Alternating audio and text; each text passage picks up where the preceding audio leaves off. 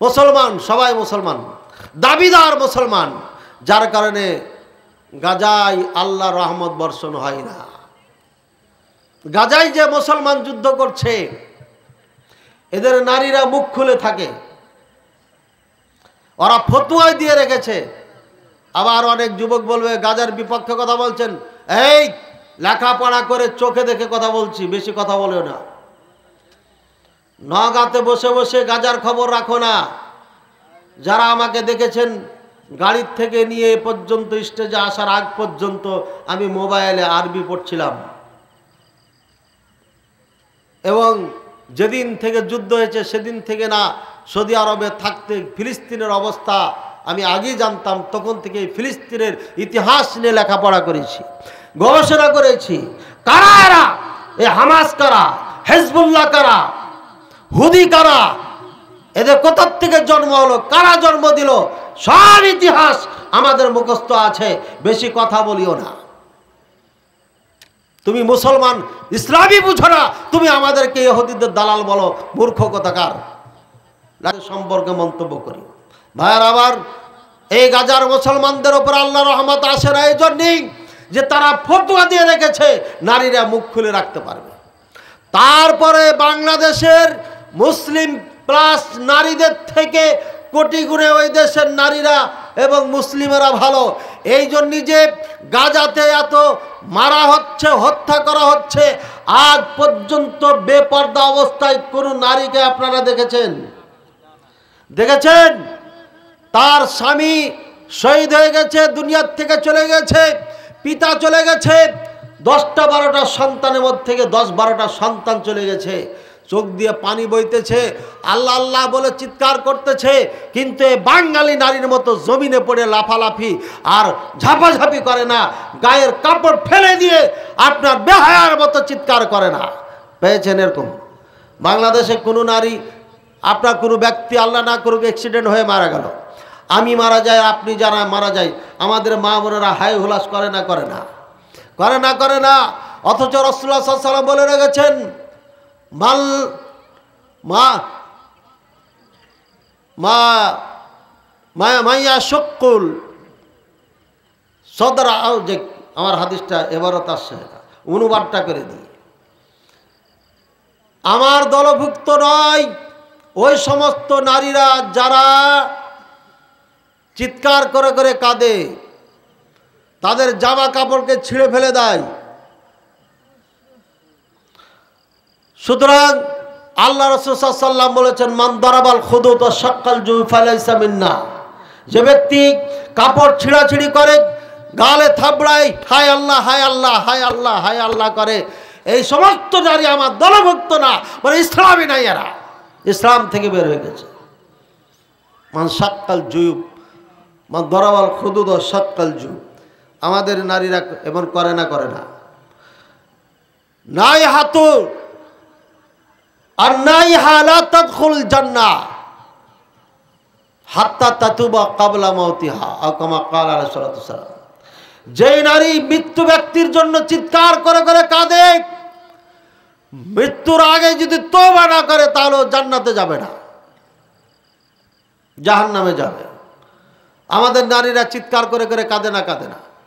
গাজার নারীরা এত কষ্ট, এত দুঃখ, তারপরও তারা এভাবে চিল্লাচিল্লি করে না। অর্থাৎ আমাদের থেকে তারা কোটি গুণে ভালো মুসলিম, তারপরও আল্লাহর সাহায্য তাদের কাছে আসে না। এই জন্য আসে না যে যদি বলতে হয় আরো গভীরে যেতে হবে, আর গভীরে গেলে এই বাংলাদেশের আবেগী মুসলমান এটাকে বহন করার ক্ষমতা রাখে না, যার কারণে আর গভীরে গেলাম না। বাকি আলোচনা দিকে এগিয়ে যাই, তাহলে আমরা বুঝতে পারলাম কিয়ামতের আগে আগে কিছু বছর আসবে, এই বছরগুলো ধোকার বছর হবে। বুঝেছি না বুঝি নাই? ধোকার বছর চলছে না? চলছে না? চলছে। এবার আরেকটি হাদিস শুনেন, লা ইয়াবলুগান্না হাযাল আমরু মা বালাগাল লাইলু ওয়ান নাহারু ওয়া লা ইয়াতরুকুল্লাহু বাইতা মাদার ওয়ালা ওয়াবার ইল্লা আদখালাহুল্লাহু হাযাদ-দ্বীন বিইজ্জি আজিজিন আও বিযিল্লি যালিলিন ইজ্জান ইয়াইজ্জুল্লাহু বিহিল ইসলাম ওয়া যুল্লান ইযিল্লুল্লাহু বিহিল কুফরা। রাওয়াহু আহমদ। মুসনাদ আহমদে 28 নম্বর খণ্ড 154 নম্বর পৃষ্ঠা।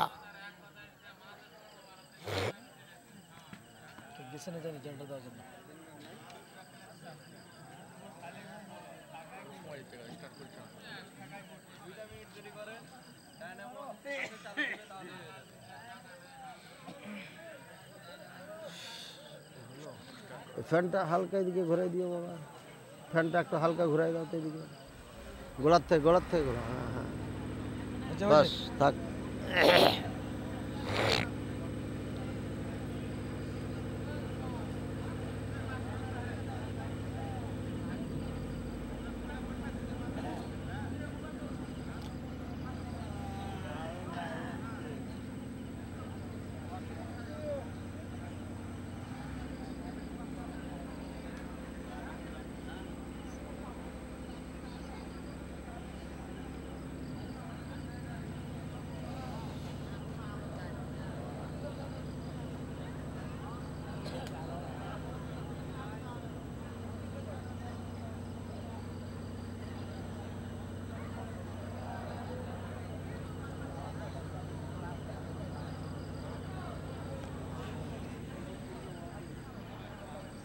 কোনো আসে না, একটা হলো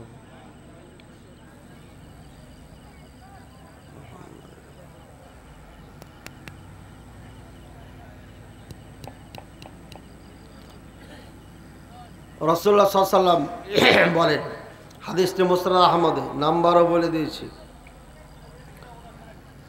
পৃথিবীতে যেখানে দিনের আলো পৌঁছায়, পৃথিবীতে যেখানে রাত্রে অন্ধকার পৌঁছায়, যতক্ষণ পর্যন্ত ওখানে ইসলাম না পৌঁছবে ততক্ষণ পর্যন্ত কিয়ামত হবে না। ভালো করে শোনেন, পৃথিবীতে যেখানে সূর্যের আলো পৌঁছে, যেখানে রাত্রের অন্ধকার পৌঁছতে পারে, এমন জায়গা পর্যন্ত যতক্ষণ ইসলাম না পৌঁছবে ততক্ষণ কিয়ামত হবে না। এই গাজার যুদ্ধের কারণে আজকে গোটা পৃথিবীতে এই ইসলামের দাওয়াত পৌঁছে গেছে, বলেন ঠিক কিনা? এখানে আল্লাহর হিকমত রয়েছে। এরপরে কথা বাড়াবো না, খুব তাড়াতাড়ি চলে যায়। ওয়াল্লাযী নাফসি বিয়াদিহি লা তাকুমুস সাআ হাত্তা ইউকাল্লিমাস সিবা আল ইনসা ওয়া ইউকাল্লিমুর রাজুলু আযবাতা সাওতিহি ওয়া বিশরাকি না'লিহি ওয়া ইখবিরুহু ফাখিদুহু বিমা আহদাসা আহলুহু বা'দাহু। মুসনাদ আহমদ, হাদিস হচ্ছে 18 খণ্ড 315 নম্বর পৃষ্ঠা। রাসূলুল্লাহ সাল্লাল্লাহু আলাইহি ওয়াসাল্লাম বলেন,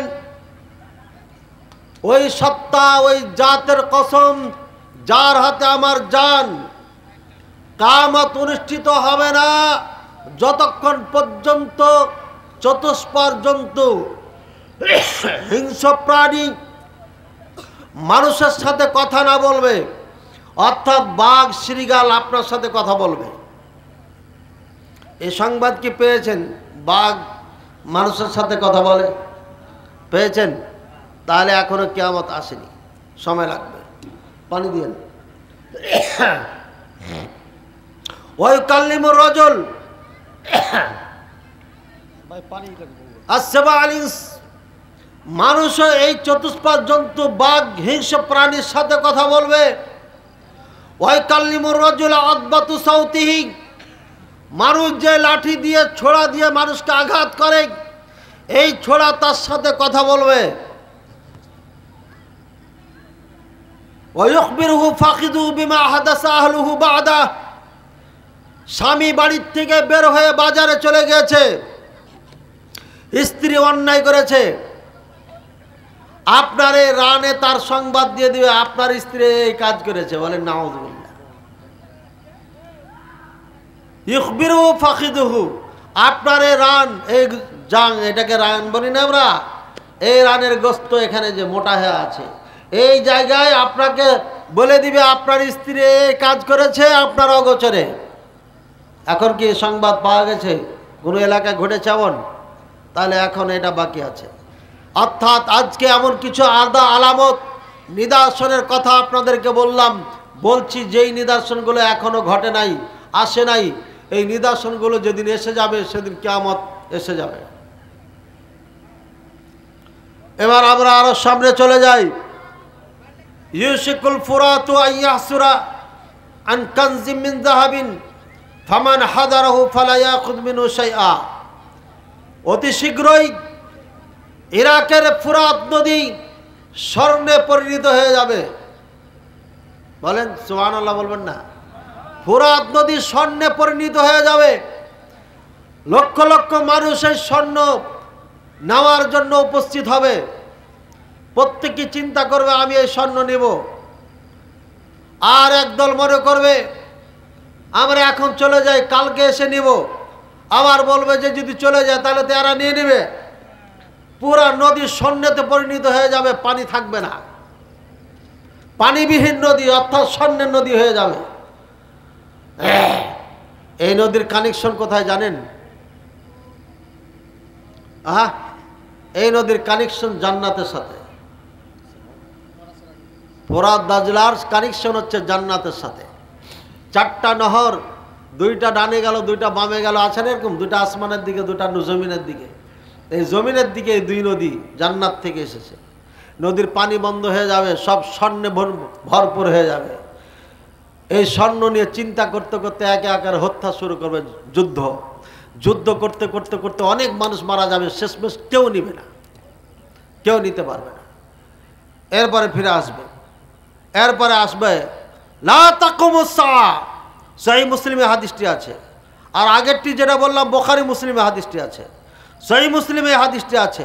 লা তাকুমুস সাআ হাত্তা ইয়াসুরাল ফুরাত আন জাবাল মিন যাহাব ইয়াক্তাতিলুন নাস আলাইহি ফায়াক্তুল মিন কুল্লি মিআতি 99 ওয়া ইয়াকুলু কুল্লু রাজুলিন মিনহুম লাআল্লি আকুনু আনাল্লাযী আনজু। আল্লাহু আকবার। এখানে হত্যা শুরু হবে। প্রত্যেকেই হত্যা করতে করতে শতকরা 99 জন ওখানে হত্যা হয়ে যাবে, একজন বাঁচবে। বলেন সুবহানাল্লাহ। আর এর মধ্যে থেকে কেউ এই স্বর্ণ নিতে পারবে না।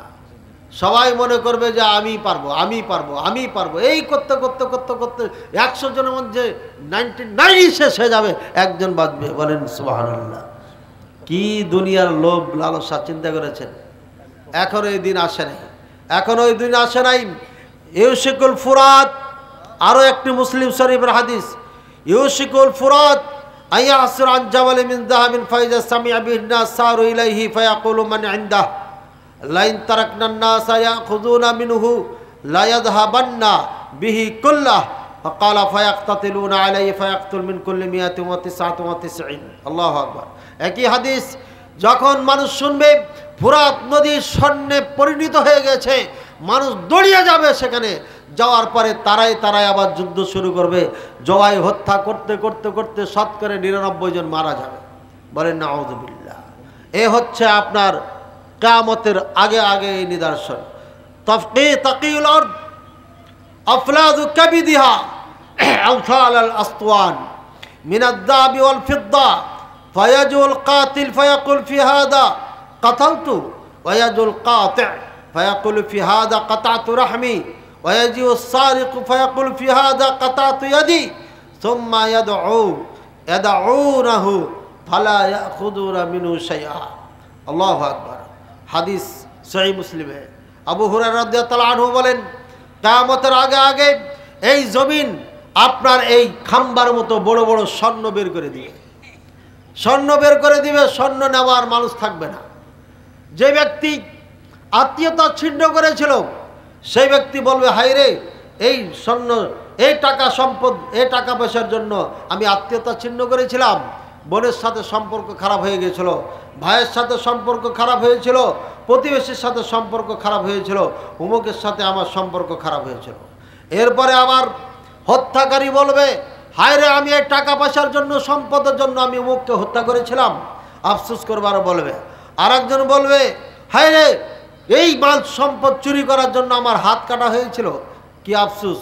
এভাবে তারা আফসোস করতে থাকবে। আর কেউ এখান থেকে নিবে না, সব এখান থেকে এটাকে প্রত্যাখ্যান করবে, অর্থাৎ এই ধন সম্পদের আর প্রয়োজন মনে করবে না। ভাইয়ের আমার, যেই ধন সম্পদের জন্য আজকে মারামারি কাটাকাটি, এই ধন সম্পদ একদিন আমরা ছড়ে ফেলে দেব, নিব না। কিয়ামতের আগে আগে এমনটি ঘটে যাবে। আল্লাহ তাআলা আমাদেরকে বুঝার তৌফিক দান করবেন। আল্লাহুম্মা আমিন। লা ইয়াবলুগান্না হাযাল আমরু,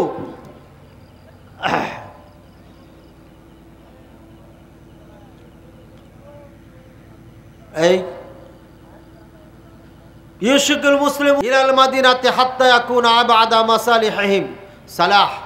আমার ওয়াজের শেষ প্রান্তে এসে গেছি। আজকের এই হাদিসের অনুবাদ করার পরে আপনাদেরকে ফিলিস্তিন গাজা নিয়ে কিছু কথা বলে আজকের আলোচনা শেষ করব ইনশাআল্লাহ। আল্লাহ রাসূল সাল্লাল্লাহু আলাইহি ওয়াসাল্লাম বলেন, ইবনে ওমর রাদিয়াল্লাহু তাআলা আনহু থেকে বর্ণিত, হাদিসটি আবু দাউদে আছে, 4250 নম্বর হাদিস। রাসূলুল্লাহ সাল্লাল্লাহু আলাইহি ওয়াসাল্লাম বলেন, ইউশিকুল মুসলিমুন আইয়ুহাসিরু ইলাল মাদিনাতি হাত্তা ইয়াকুনা আবআদা মাসালিহিহিম সালাহ। আল্লাহ রাসূল সাল্লাল্লাহু আলাইহি ওয়াসাল্লাম বলেন, এই মুসলিম জাতিকে কাফেরের জাতেরা, এই কাফেররা ধাওয়া করতে করতে, তাড়া দিতে দিতে দিতে মদিনার দিকে নিয়ে আসবে। এরপরে মদিনাতে তাদেরকে ঘেরাও করে রাখবে। চিন্তা করেছেন কি হলো? হাদিস কোথায়? আবু দাউদের হাদিস, হাদিস সহিহ। কিয়ামতের আগে আগে কাফেররা মুসলিমদেরকে ধাওয়া করতে করতে করতে মদিনায় নিয়ে চলে যাবে, মদিনায় ঘেরাও করে রাখবে। বলবেন, মদিনা তো ছোট্ট একটা শহর, এখানে এত মানুষ কেমনে সমাবেত হবে? জি, রাসূলুল্লাহ সাল্লাল্লাহু আলাইহি ওয়াসাল্লাম সেটা বলে দিয়েছেন, হাত্তা ইয়াকুনা আবআদা মাসালিহিহিম সালাহ। সালাহ একটা জায়গার নাম। সালাহ মানে অস্ত্রকে বলা হয়, কিন্তু এখানে অস্ত্র বোঝানো হয় নাই। সালাহ একটি জায়গার নাম, অর্থাৎ খাইবার যে যুদ্ধ হয়েছে আপনারা শুনেছেন, এই খাইবারের পাশে একটি জায়গা, এই সব থেকে দূরের যে জায়গা হবে যেখানে কাফেরদের সৈনিকেরা থাকবে, সেটা হবে আপনার এই সালাহ নামক জায়গাতে তারা অবস্থান করবে। একদম খাইবারের দ্বার প্রান্তে। মদিনার থেকে খাইবার প্রায় সম্ভবত 200 থেকে 250 কিলোমিটার দূরে। ভাইয়ের আমার, এই বিশাল সৌদি আরব, এর মধ্যে সমস্ত মুসলমানকে ঘেরাও করে ফেলবে, এটাই বোঝা যাচ্ছে এই কিয়ামতের আগে আগে। এবার কি ঘটলো? ফিলিস্তিনের সাথে সম্পর্ক কি? ইসরায়েলের কসাই নেতানিয়াহু না, এই কাফেরের বাচ্চাদের নাম আমার মুখস্থ করতে কত কষ্ট হয়। এই নেতানিয়াহু নামটা মুখস্থ করতে আমার সময় লেগেছে। এই চোরের শয়তানের কসাইয়ের নামটা আমার মুখে আসছিল না। এইটার নামটা কি? যেমন কুকুর তেমন তার নাম। এই শয়তান একটা ম্যাপ, যুদ্ধ করার সময় একটা ম্যাপ ঘোষণা দিয়েছে, বিশ্ববাসীকে দেখিয়েছে। সেই ম্যাপের মধ্যে আছে মিশরের কিছু নিবে, জর্ডান নিবে, সিরিয়া নিবে। এই করতে করতে যেতে যেতে যেতে যেতে সে মদিনার খাইবার পর্যন্ত যাবে। এটা তার ম্যাপে আওতাধীন করেছে। কেন? খাইবার ইহুদিদের বসবাস ছিল। কাদের বসবাস ছিল? ইহুদিদের বসবাস খাইবারে ছিল। রাসূলুল্লাহ সাল্লাল্লাহু আলাইহি ওয়াসাল্লামের যুগে পিটাইয়া পাটাইয়া এই ইহুদিদেরকে জিজিয়া দিয়ে, কর দিয়ে বসবাসের অনুমতি দিয়েছিলেন। ওমর রাদিয়াল্লাহু তাআলা আনহু দেখলেন ইহুদির বাচ্চা, ইহুদিরা শয়তানের থেকেও খারাপ, এদেরকে আর মদিনার জমিনে রাখা যাবে না। তখন পিটাইয়া পাটাইয়া একদম তাড়াই দিয়েছিল, চলে যা, এই আরব দেশে থাকতে পারবি না। ইহুদির বাচ্চাদের দেশে সব হারিয়ে তারা পালিয়ে গেছিল ছিটে বিটে ইউরোপ, আমেরিকা, আর এদিকে Russia, Italy, German, France, Britain, America, সব জায়গায় ছিটে ছেটে ছিল ইহুদির বাচ্চারা। হিটলারের সময় এমন উৎপাত শুরু করলো, হিটলার 60 লক্ষ ইহুদিকে হত্যা করে বলল যে আমি কিছু রেখে গেলাম, এরা যে কত খারাপ এটা পরের প্রজন্ম যেন আমাকে গালি না দেয়, ওরা যেন বুঝতে পারে। আজকে 1400 বছর পরে এসে রাসূলুল্লাহ সাল্লাল্লাহু আলাইহি ওয়াসাল্লামের পরে, অর্থাৎ 2025 সালে 23 সাল থেকে প্রমাণ করে দিয়েছে এই পৃথিবীর সব থেকে জঘন্যতম হিংসিতম মানুষ হচ্ছে ইহুদি।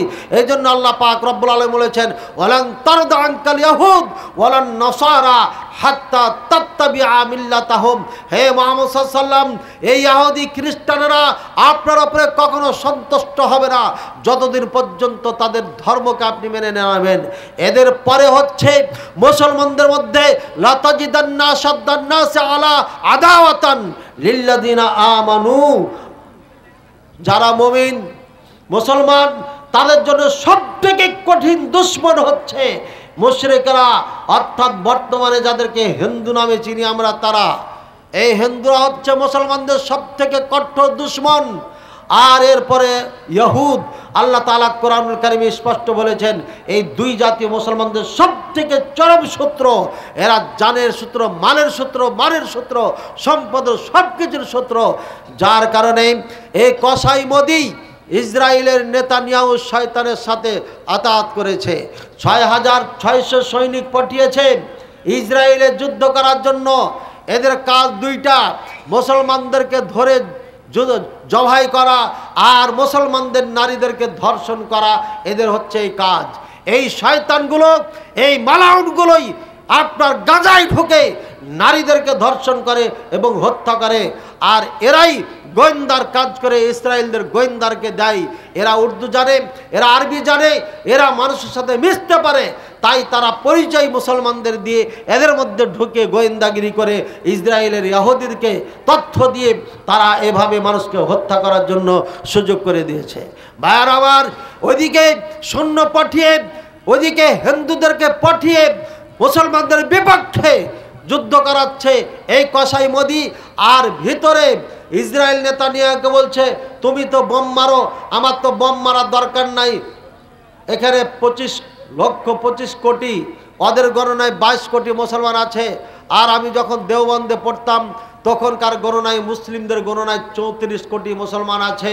ভাইয়ের আমার, এই ভারতে 34 কোটি যদি না হয়, কথার কথা যদি কমটা হয়, হিন্দুদের গণনায় যদি মেনে নিই আমরা, তাহলে 22 থেকে 23 কোটি মুসলমান এই ভারতে বসবাস করে। হাজার হাজার না লক্ষ লক্ষ বাড়ি ঘরকে বুলডোজার দিয়ে গড়িয়ে দিয়েছে এই মোদিকোষী, এই কসাই মোদি। আর হাজার হাজার মসজিদকে গড়িয়ে মন্দির বানাচ্ছেন। আর ওয়াকফ স্টেট যত সম্পত্তি, হাজার হাজার লক্ষ লক্ষ বিঘা জমি মাদ্রাসায় মসজিদে দেওয়া আছে, এতিমখানার জন্য দেওয়া আছে। এক হিন্দুরা ক্ষমতার জোরে তারা কলকাতার হাজার হাজার বিঘা জমি দখল করে স্টেডিয়াম বানিয়েছে, এয়ারপোর্ট বানিয়েছে, কলেজ ইউনিভার্সিটি বানিয়েছে। এ নিয়ে আমাদের দুঃখ ছিল না, কিন্তু এই কসাই মোদি আজ তারা আইন পাস করে সংসদ ভবনে তারা জমিনগুলো পর্যন্ত, অক্ষের জমিনগুলো পর্যন্ত ছিনিয়ে নিয়েছে বা নিচ্ছে। ভবিষ্যতে ছিনিয়ে নিয়ে হিন্দুদের জন্য এই জমিগুলো তারা নাকি দিয়ে দিবে। মালাউন, এই কাফের, এই বেঈমান, এই কসাই মোদি ফেরাউনের আপন চাচাতো ভাইয়ের ভূমিকা পালন করছে। এটাই হচ্ছে জিন্দা ফেরাউন বর্তমানে যে ভারতে কাজ করছে। নিজের দেশের মানুষকে জুলুম অত্যাচার করা আর হত্যা করা, অন্যায় করা, এটা ফেরাউনের কাজ ছিল। ভিন দেশে হামলা করা আর ভিন দেশিকে জুলুম অত্যাচার করা, এটা অন্য অন্য কাফেরদের, বড় বড় কাফেরদের কাজ ছিল। আবু জাহেল, উতবা সাহেবার কাজ ছিল। কিন্তু ঘরের মানুষকে মারার কাজ ছিল ফেরাউনের। এই কাজ করছে এই কসাই মোদি। ভাইয়ের আমার, আন্দোলন যদি করতে হয়, যুদ্ধ যদি করতে হয়, তাহলে এই কসাই মোদির বিপক্ষে যুদ্ধ করতে হবে। এই কসাই মোদি আপনার মায়ানমারের মুসলমানদেরকে হত্যা করিয়েছে। এই কসাই মোদি বাংলাদেশের মাটিতে ঢোকে হাজার হাজার মানুষের প্রাণ কেড়ে নিয়েছে। 5 আগস্টের আগের মুহূর্তে জুলাইয়ে হেলিকপ্টার দিয়ে ধুতি পড়া এই মালাউনের বাচ্চা মালাউনেরা পালিয়েছে। আমাদের চোখে দেখা, তাদের হিন্দি ভাষায় কথা বলেছে, প্রমাণ মিলেছে, আমার কথা না। বর্তমান সরকার এটি প্রমাণ পেয়েছে। হিন্দুস্তান থেকে সৈনিক নিয়ে এসে আমাদের মুসলমান ভাইদেরকে হত্যা করেছে। এই শয়তান মোদি এ কাজ করে বেড়াচ্ছে। এ গোটা বাংলা, ভারত যত আছে, বাংলাদেশ সহ সব জায়গায় আগুন লাগিয়ে বেড়াচ্ছে এই মোদি। ভাইয়েরা আমার, কিছুক্ষণ আলোচনার শুরুতেই আপনারা বলেছিলেন গাজার মুসলমানদের জন্য জীবন দিয়ে দেব। আপনারা গাজায় মুসলমানদের জন্য জীবন দিবেন। আর কালকে মার্চ কি যেন মাঠ তো গাজা, হ্যাঁ, লং মার্চ না, কালকে যে কি আছে একটা March for Gaza, March for Gaza দিয়েছে আমাদের ভাইয়ারা, ডাক দিয়েছে। কালকে দেখবেন যে ফিলিস্তিন স্বাধীন হয়ে গেছে।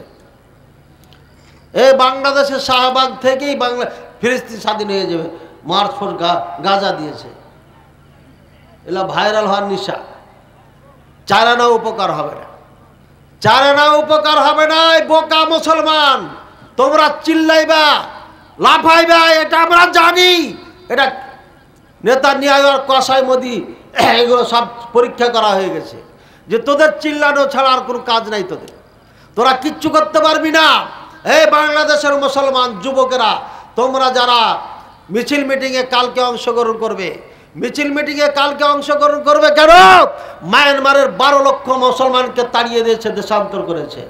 মায়ানমারের হাজার হাজার মা বোনদেরকে আগুনে জ্বালিয়ে মেরেছে। মায়ানমারের মুসলমানদেরকে উলঙ্গ করে তাদের লজ্জাস্থান কেটে দেওয়া হয়েছে। চোখের সামনে ভিডিও করে আমার মা বোনদের স্তনকে কেটে নিয়েছে।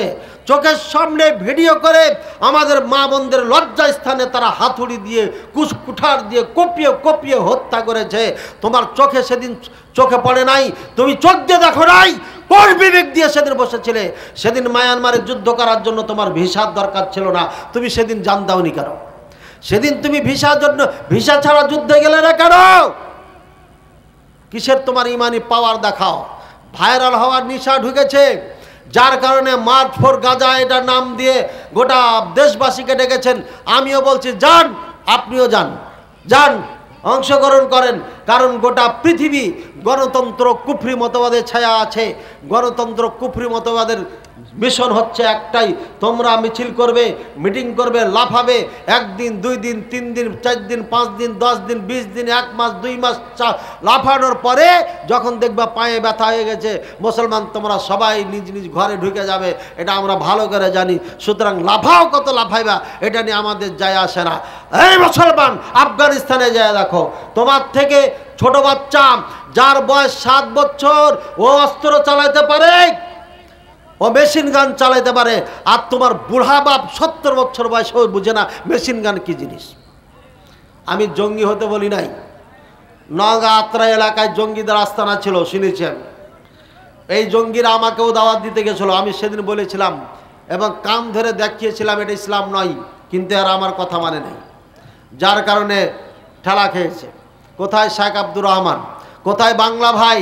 এটাই কি ইসলাম ছিল যে আপনি 2 দিনের জন্য লাফাবেন আর ধোলাই খাওয়ার পরে আপনি হারিয়ে যাবেন, আপনার অনুসারী হারিয়ে যাবে? এই কাচ্চা ইমান নিয়ে ইসলাম কায়েম হবে না। তারা ছোট্ট বাচ্চাকে শিখাচ্ছে, যারা মুসলমান আছে এরা সব থেকে কঠোর দুশ্মন, তোমার আমার তোমাদের পূর্বপুরুষের দুশ্মন। কিভাবে বোঝায়?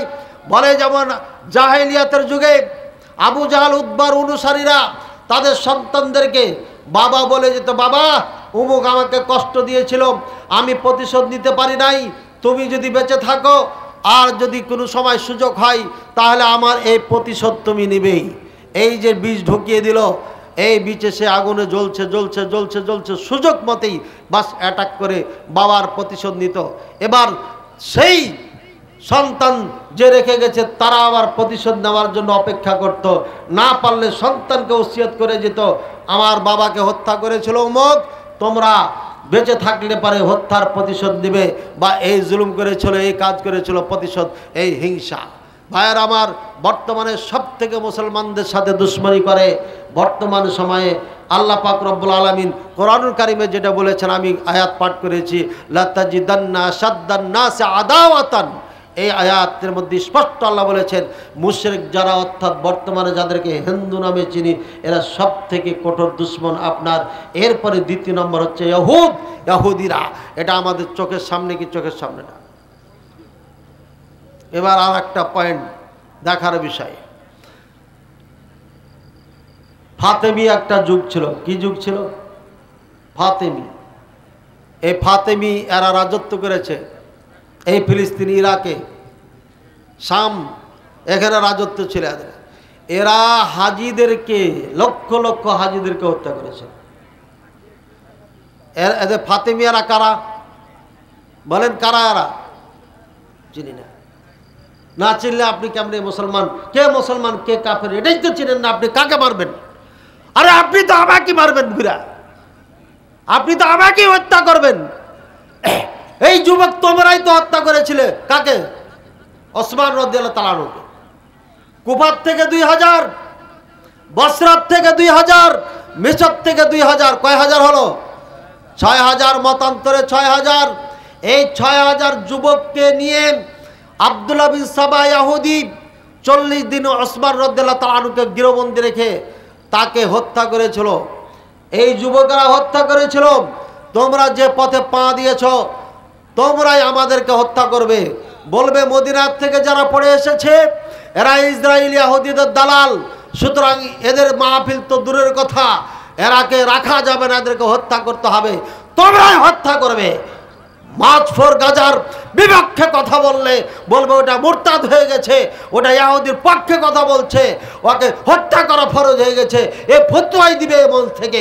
কারণ এরা বয়স কম, এদের এলেম কম, এদের জ্ঞান কম, ইতিহাস সম্পর্কে এদের ধারণা নাই, যার কারণে মদিনার যারা ছাত্র তাদেরকে তারা ইহুদির দালাল বলে ফতোয়া দিয়ে এদেরকে তারা হত্যা করাবে এই যুবকদেরকে দিয়ে। বুঝেছি না বুঝে নাই? এটাই হচ্ছে বাংলাদেশের আমাদের যুবকদের আবেগ। এরা ইসলাম সম্পর্কে বুঝে না, যার কারণে মুখে দাড়ি নাই, যার কারণে কালকে কলেজে যে বেগানা মেয়েকে নিয়ে পার্কে ফিটিং করবেন। এরা ইসলাম না বুঝার কারণে কালকে মসজিদে ফজরের সালাতের পরে গ্রামীণ ব্যাংকে আসা ব্যাগ যতগুলো ডাকমাক ব্যাগ যত বের হয়েছে সব যে লাইন ধরে খাড়িয়ে সুদের টাকা নেবেন। আমার এলাকায় আমি বলেছিলাম ছোট্ট একটা বাজারে 7টা না 8টা ব্যাংক চলে। কে চালায়? যেই শহরে, যেই বাজারে, যেই ইউনিয়নের মধ্যে গুণাগাথা বেশির থেকে বেশি, খুব বেশি হলে পারে 5000 হিন্দু পাওয়া যাবে, সেখানে 6-7টা সুদী ব্যাংক চলে কিভাবে? অবশ্যই মুসলমান জড়িত, হাজার হাজার না লক্ষ লক্ষ মুসলমান নয়, গোটা দেশের মধ্যে 99% মুসলমান সুদী ব্যাংকের সাথে জড়িত। এরা আবার গাজার মুসলমানের জন্য প্রাণ কিভাবে দিবেন আপনি? আপনি তো সুদই ছাড়তে পারেন না। বুঝেছেন না বুঝেন নাই? আমার কথা কি রাগ করলেন? এমনি আল্লাহ সাহায্য আসবে না। আমার আপনার মধ্যে সমস্যা আছেই বলে গাজার সাহায্য আসে নাই, আল্লাহর সাহায্য আসে নাই। আমার আপনার মধ্যে সমস্যা যতদিন থাকবে ততদিন আসমান থেকে আল্লাহর সাহায্য আসবে না, আর যতদিন আল্লাহর পক্ষ থেকে সাহায্য না আসবে ততদিন পর্যন্ত এই মুসলমান মার খেতেই থাকবে, খেতেই থাকবে, খেতেই থাকবে, একদম মদিনা পর্যন্ত এরা যাবেন। এখন বর্তমানে মুসলমানদের যুদ্ধ কেবল শুরু হয়ে গেল।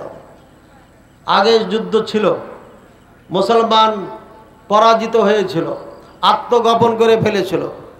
আলহামদুলিল্লাহ বেচাররা কোথার থেকে এসে এদিকে গাজায় যুদ্ধ চলছে, এই ফাঁক তালে এসে সিরিয়া দখল করে। বলেন সুবহানাল্লাহ, আবার বলেন আলহামদুলিল্লাহ। আলাইকুম বিসসালাম।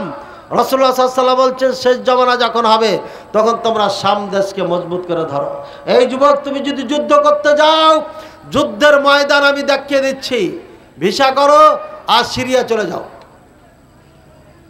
ভিসা করো, সিরিয়া চলে যাও, সিরিয়ার থেকে আর ফিরে আসো না। ওখানেই মুসলমানদের সেন্টার হবে, হয়ে গেছে সেন্টার।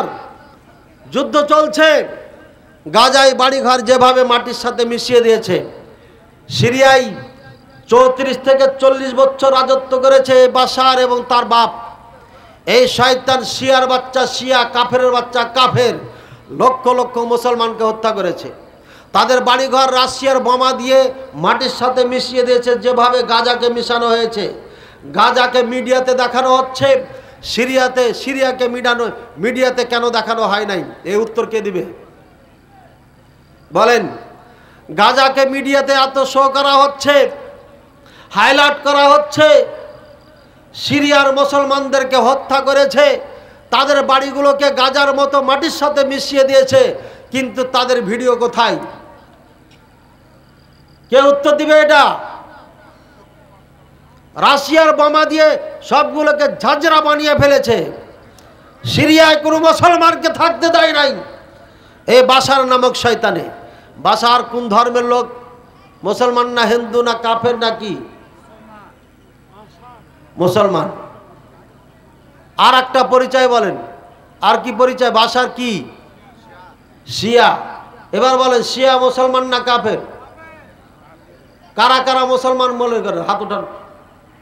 হাঁটুরা সারা জীবন খালি ওয়াজ শোনেন, কাজের ওয়াজ শোনেন না, খালি গান গাহা শোনেন। আমার শরদীয় ভাই, প্রিয় ভাই, ছোটকাল থেকে যার ওয়াজ শুনি, আবু বকর বিন ইসহাক হাফিজাহুল্লাহ ওয়াজ করেছেন, তাই না? কতক্ষণ ওয়াজ করেছেন? সোয়া 9টা কি 9:30 থেকে উঠা প্রায় 11টা পর্যন্ত ওয়াজ করেছেন। আরে টাকাই চেয়েছে 1 ঘন্টা আপনার থেকে, টাকা চেয়েছে 1 ঘন্টা। কত টাকা উঠেছে বলেন?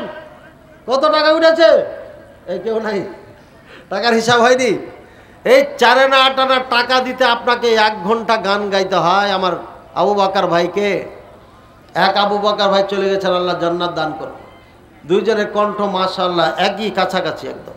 দুইজনে আদায় করা বক্তা, খুব আদায় করতে পারে। আমার আবু বকর ভাই যে আপনার কাছে ভিক্ষা করেছে 1 ঘন্টা, আর 1 ঘন্টা খালি ওয়াজি শুনেছে, কি 1.5 ঘন্টা। তারপরে আপনার পকেট থেকে টাকা বের করতে পারে নাই, আছে এখনো টাকা আছে না নাই? আপনি গাজার মুসলমানদের জন্য জীবন দিয়ে দিবেন। কে শিখাইছে আপনাকে এসব ফাও কথা? যেই মুসলমান সন্তানকে কোরআন শিখাইতে পারে না, যেই মুসলমান সন্তানকে কোরআনের শিক্ষা দিতে পারে না, ফকিরি বিদ্যা বলে, আর সেই মানুষ আবার গাজার জন্য যুদ্ধ করবে, জীবন দিয়ে দিবে। আপনাকে গাজায় যেতে হবে না। ভারত পায়তারা করছে, ঠিক মতো লাইন মতো কাজ না করে গেলে আপনার বাংলাদেশি গাজা হয়ে যাবে। ওদের 4-5 জন নেতা ঘোষণা দিয়ে দিয়েছে, চট্টগ্রাম আমাদের দখল করতে হবে, নাহলে জাহাজ নিতে সমস্যা হবে।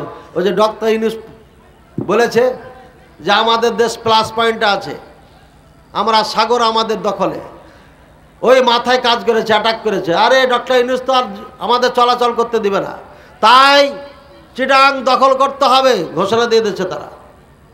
বুঝছেন কথা? কাজে আপনি গাজা চিন্তা করিয়েন না, আপনার দেশ নিয়ে চিন্তা করেন। কি দিয়ে যুদ্ধ করবেন? আপনি না ক্যারাটি জানেন, না কম্বু জানেন, না তীর আছে, না ধনুক আছে, আর রাইফেল বন্দুক তো কথাই নাই, চিনি না এগুলো, চোখই দেখিনি। আমরা পুলিশ ভাইদের হাতে দেখি, এতটুকু চিনি। কি কোথায় টিপ মারতে হবে এটাই তো জানি না। এই এত চিল্লাচিল্লি করে না, পোলার গন্ধ পাচ্ছেন নাকি? ভাইয়ের আমার, সারাংশ কথা, ইসরায়েলের শয়তান নেতানিয়াহু এই শয়তানে যে ম্যাপ দেখিয়েছে, ওই ম্যাপ অনুযায়ী হাদিসে মিল খাচ্ছে না, খাই নাই। এই সিরিয়ায় 1 লক্ষ মুজাহিদ ছিল, যারা শিয়াদের বিপক্ষে, ইহুদিদের বিপক্ষে বাইতুল মুকাদ্দাসকে স্বাধীন করার জন্য তৈরি হয়েছিল। এদেরকে ধ্বংস করার জন্য রাশিয়ার থেকে বোমা ধার করে ইরান মেরে এদেরকে দেশান্তর করেছে, মা বোনদেরকে নির্যাতন করেছে, জুলুম করেছে, ধর্ষণ করেছে। এই ইরান আমেরিকাকে ডেকে নিয়ে এসে আফগান দখল করেছিল, এই ইরান আমেরিকাকে ডেকে নিয়ে এসে ইরাক দখল করেছিল, এই ইরান আমেরিকাকে ডেকে নিয়ে এসে লেবানন দখল করেছে, এই ইরান সিরিয়া দখল করেছে। সুতরাং এই ইরান হচ্ছে সব থেকে আরব কান্ট্রির জন্য, মিডল ইস্টের জন্য একটা বিস্ফোরা। যতদিন ইরান থাকবে, শিয়া থাকবে, ততদিন মুসলমান মাইর খাতেই থাকবে। যতদিন পর্যন্ত এই মুসলমান শিয়াদেরকে না চিনবে, ততদিন পর্যন্ত এই মুসলমান মায়ের খাতি থাকবে। এই বাংলার 99 মুসলমান ইরানিদেরকে খাঁটি মুসলমান মনে করে, এই বাংলাদেশের 99% মুসলমান শিয়াদেরকে মুসলিম মনে করে, যার কারণে তাদের ভিডিওগুলোকে বেশি ভাইরাল করে, তাদের দুঃখের কথা ভাইরাল করে, তাদের জন্য মায়া কান্না কাঁদে, আর সৌদি আরবের বিপক্ষে কথা বলে। আমরা যখন সৌদি আরবের পক্ষে কথা বলি, তখন এদের গায়ে জ্বালা পোড়া সৃষ্টি হয়ে যায়। এই জন্য যাদের জন্ম হয়েছে ইরান থেকে, যার কারণে ইরানের গান গাই আর গুণ গাই। এটা যতক্ষণে বাংলার মুসলমান না চিনবে, গোটা পৃথিবীর মুসলমান না বুঝবে, ততদিন পর্যন্ত মুসলমান মায়ের খ্যাতি থাকবে। আজকে ভারতে মুসলমান মার খাওয়ার পিছনে কারণ একটাই, মুসলমান দুশ্মনকে চিনে নাই। হাজারো মুসলমান, লাখো মুসলমান বিজেপি দল করে, আজও বিজেপি দল করে। কিছু আছে ওই দলে, কিছু আছে ওই দলে। মুসলমান যদি একটা দলকে সাপোর্ট করত তাহলে সেই দলটাই আপনার ক্ষমতায় থাকতো, আর তারা মোটামুটি হলো শান্তিতে থাকতে পারত। স্পষ্ট বিজেপি সরকার হচ্ছে এটা শয়তান মার্কা সরকার, এদের মধ্যে কল্যাণ বলে কিছু নাই, মুসলমানদের জন্য কোনো কল্যাণ নাই। আশা করি বুঝতে পেরেছেন ভাইয়ার। আবার আমরা দেশ হারিয়েছি, ভারত আমাদের, ইন্ডিয়া আমাদের, আমরা হারিয়েছি। এই ইন্ডিয়া আমাদেরকে উদ্ধার করতে হবে।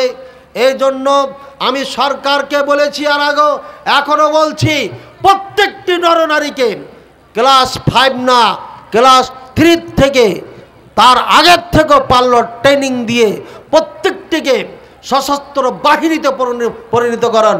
কোরিয়ার মতো প্রত্যেকটি ছাত্র ছাত্রীকে বাধ্যতামূলক ট্রেনিং দিয়ে সশস্ত্র বাহিনীতে পরিণত করে রাখতে হবে। সময় আসলে যেন সবাই ঝাঁপিয়ে পড়তে পারে। আর বাংলাদেশের মুসলমান জনগণকে বলবো, এই বাংলা ভূখণ্ডের দুশ্মন কারা, মুসলমানদের দুশ্মন কারা, যাদেরকে চিহ্নিত করে এদেরকে প্রত্যাখ্যান করুন। আপনি যেই দল করেন না কেন তাতে কোনো আমার যায় আসে না, তবে আপনাকে দুশ্মন যেটা তাকে অবশ্যই চিহ্নিত করতে হবে। না চিহ্নিত করলে পারে মার খাচ্ছি, কিয়ামত পর্যন্ত খেতে থাকবো। আল্লাহ আমাদের বুঝার তৌফিক দান করুন। ওয়া আখির দাওয়ানা আনিল হামদুলিল্লাহি রাব্বিল আলামিন। প্রশ্ন আগে, তারপরে দানের কথা। ফিলিস্তিনিদের পরিচয় ও হামাসকে জানতে চাই। ফিলিস্তিন আর গাজ্জা, কয়টা? আসল নাম গাজ্জা, আমরা গাজা বলি। দোয়া কুনুতে টান মারে, আল্লাহুম্মা আরহাম আলাল গাজা। গাজা তো টান হবে না, গাজ্জা শব্দটা, গাজ্জা।